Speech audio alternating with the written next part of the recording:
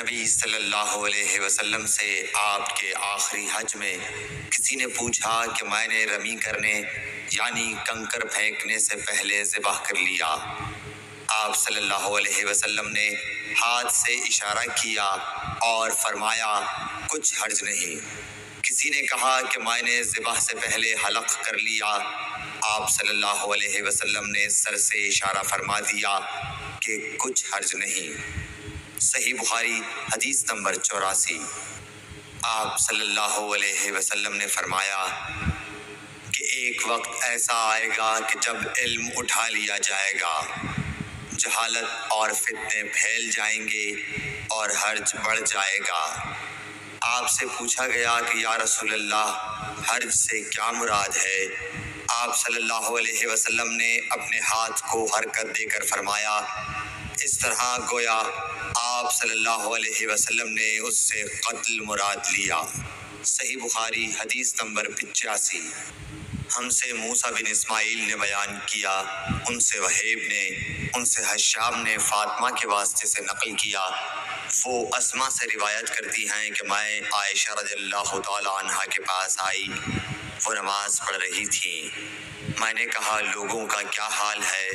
تو انہوں نے آسمان کی طرف اشارہ کیا، یعنی سورج کو گہن لگا ہے۔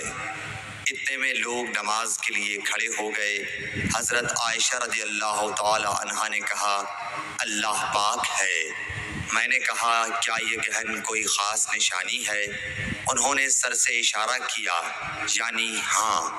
پھر میں بھی نماز کے لیے کھڑی ہو گئی، حتیٰ کہ مجھے غش آنے لگا تو میں اپنے سر پر پانی ڈالنے لگی۔ پھر نماز کے بعد رسول اللہ صلی اللہ علیہ وسلم نے اللہ تعالیٰ کی تعریف کی اور اس کی صفت بیان فرمائی۔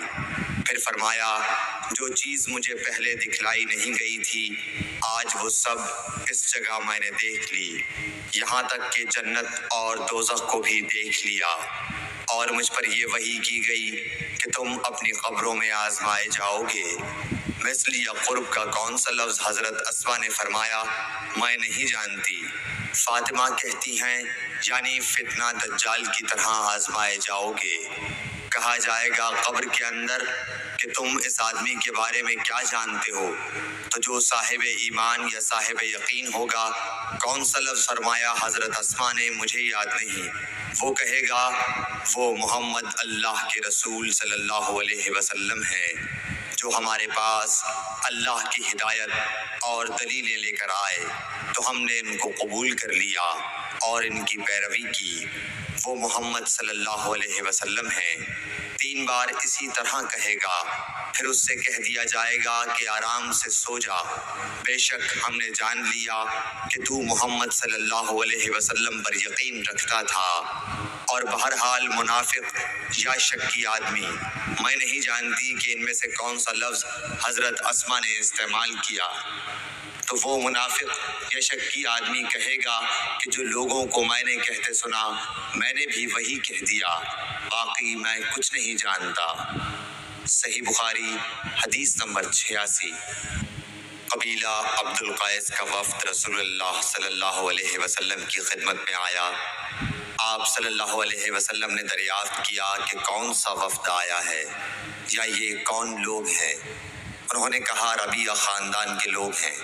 آپ صلی اللہ علیہ وسلم نے فرمایا کہ مبارک ہو قوم کو آنا، یا مبارک ہو اس وفد کو جو کبھی نہ رسوا ہو نہ شرمندہ ہو۔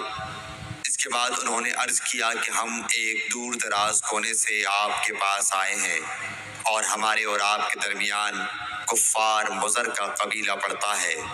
اس کے خوف کی وجہ سے ہم حرمت والے مہینوں کے علاوہ اور ایام میں نہیں آ سکتے، اس لیے ہمیں کوئی ایسی قطعی بات بتلا دیجیے کہ جس کی ہم اپنے پیچھے رہ جانے والے لوگوں کو خبر دے دیں اور اس کی وجہ سے ہم جنت میں داخل ہو سکیں۔ تو آپ صلی اللہ علیہ وسلم نے انہیں 4 باتوں کا حکم دیا اور 4 سے روک دیا۔ اول انہیں حکم دیا کہ ایک اللہ پر ایمان لائیں۔ پھر فرمایا کہ کیا تم جانتے ہو کہ ایک اللہ پر ایمان لانے کا کیا مطلب ہے؟ انہوں نے عرض کیا اللہ اور اس کا رسول زیادہ جانتے ہیں۔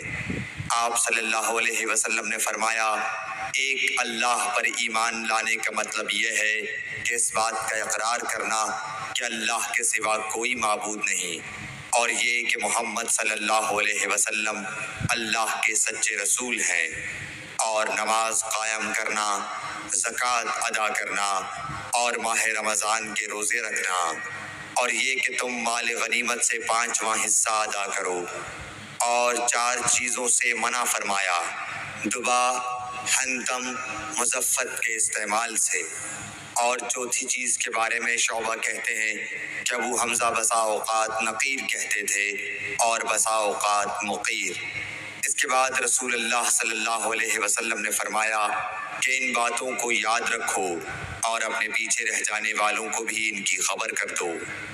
صحیح بخاری حدیث نمبر 87۔ عقبہ نے ابو احاب بن عزیز کی لڑکی سے نکاح کیا تو ان کے پاس ایک عورت آئی اور کہنے لگی کہ میں نے عقبہ کو اور جس سے اس کا نکاح ہوا ہے اس کو دودھ پلایا ہے۔ یہ سن کر عقبہ نے کہا، مجھے نہیں معلوم کہ تو نے مجھے دودھ پلایا ہے، نہ تو نے کبھی مجھے بتایا ہے۔ تب سوار ہو کر رسول اللہ صلی اللہ علیہ وسلم کی خدمت میں مدینہ منورہ حاضر ہوئے اور آپ سے اس کے متعلق دریافت کیا تو آپ صلی اللہ علیہ وسلم نے فرمایا، کس طرح تم اس لڑکی سے رشتہ رکھو گے حالانکہ اس کے متعلق یہ کہا گیا۔ تب عقبہ بن حارث نے اس لڑکی کو چھوڑ دیا اور اس نے دوسرا خاوند کر لیا۔ صحیح بخاری حدیث نمبر 88۔ حضرت عمر سے روایت ہے کہ میں اور میرا ایک انصاری پڑوسی دونوں اطراف مدینہ کے ایک گاؤں بنی امیہ بن زید میں رہتے تھے، جو مدینے کے پورب کی طرف بلند گاؤں میں سے ہے۔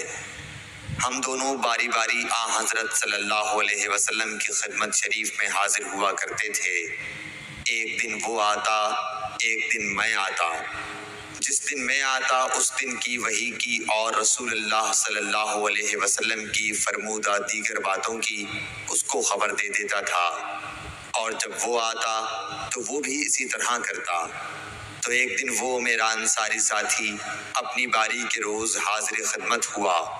جب واپس آیا تو اس نے میرا دروازہ بہت زور سے کھٹکھٹایا اور میرے بارے میں پوچھا، کیا عمر یہاں ہیں؟ میں گھبرا کر اس کے پاس آیا۔ وہ کہنے لگا کہ ایک بڑا معاملہ پیش آ گیا ہے، یعنی رسول اللہ صلی اللہ علیہ وسلم نے اپنی بیویوں کو طلاق دے دی ہے۔ پھر میں اپنی بیٹی حفصہ کے پاس گیا، وہ رو رہی تھی۔ میں نے پوچھا، کیا تمہیں رسول اللہ صلی اللہ علیہ وسلم نے طلاق دے دی ہے؟ وہ کہنے لگی، میں نہیں جانتی۔ پھر میں نبی کی خدمت میں حاضر ہوا۔ میں نے کھڑے کھڑے کہا کہ آپ نے اپنی بیویوں کو طلاق دے دی ہے؟ آپ صلی اللہ علیہ وسلم نے فرمایا، نہیں، یہ افواہ غلط ہے۔ تب میں نے تعجب سے کہا، اللہ اکبر، اللہ بہت بڑا ہے۔ صحیح بخاری حدیث نمبر 89۔